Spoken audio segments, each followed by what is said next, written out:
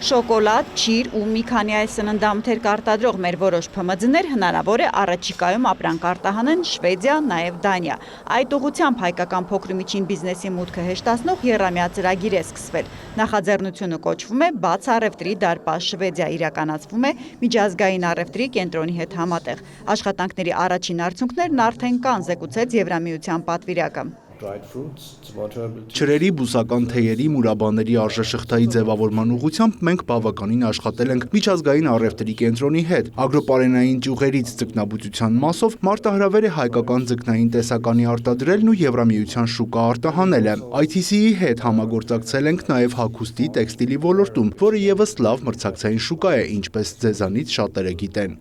Արտահանման նոր շուկաներ գտնելը մեր գործարարների համար նաև պետությունն է շատ կարևորում, հանդիպմանը հայտարարեց էկոնոմիկայի փոխնախարարը։ Մեկ անգամ ևս ներկայացրեց, թե հումքի հեշտացված մատակարարումից մինչև արտադրական նոր սարքավորումներով զինվելու ինչ տարբեր փաթեթներ են առաջարկում սնունդ արտադրող ՓՄԶ-ներին։ Կառավարությունը այս համատեքստում ևս մեկ փուլ աջակցություն է տրամադրում տնտեսավորողների համար, այս դեպքում Եվրամիության գործընկերների հետ համատեղ իրենց պատրաստելու, նախապատրաստելու, որպեսզի կարողանան եւ ի վիճակի լինեն թողարկելու այնպիսի արտադրանք, որը կլինի մրցունակ եվրոպական շուկայում։ Սկանդինավյան շուկան որքան վճարունակ, նույնքան էլ պահանջկոտ է, այնպես որ պետք է մեծ ուշադրություն դարձնել ապրանքի եւ որակին եւ փաթեթավորմանը։ Հատուկ ընդգծեցին նախաձեռնության կազմակերպիչները։ Ծրագիրը նաև տնտեսվարողների խումբ է Ստոկհոլմ տարել ճանաչողական այցի։ Շվեդիայից վերադառնալուց հետո քաղցր սուջուխների, չրերի, դրաժեների իրենց արտադրությունը որոշել են պետական աջակցությամբ համապատասխանեցնել եվրոպական չափանիշներին,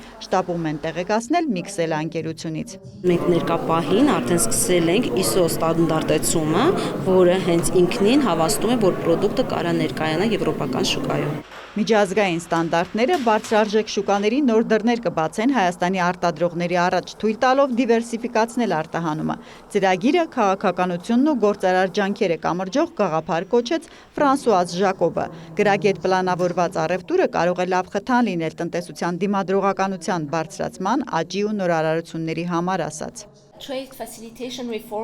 Առևտրի դյուրացման բարեփոխումներն ըստ ուսումնասիրությունների կարող են դրա ծախսերը նվազեցնել մինչև 5%-ով, ինչը Հայաստանին միջազգային շուկայում ավելի արդյունավետ մրցակցելու հնարավորություն կտա երկրի համար արագ եւ բարդ տնտեսական անցման փուլում։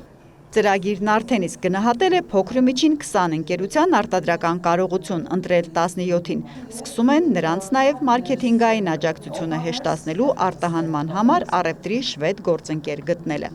Հերմինե Բաղդասարյան, Աշոտ Խաչատրյան, լուրեր։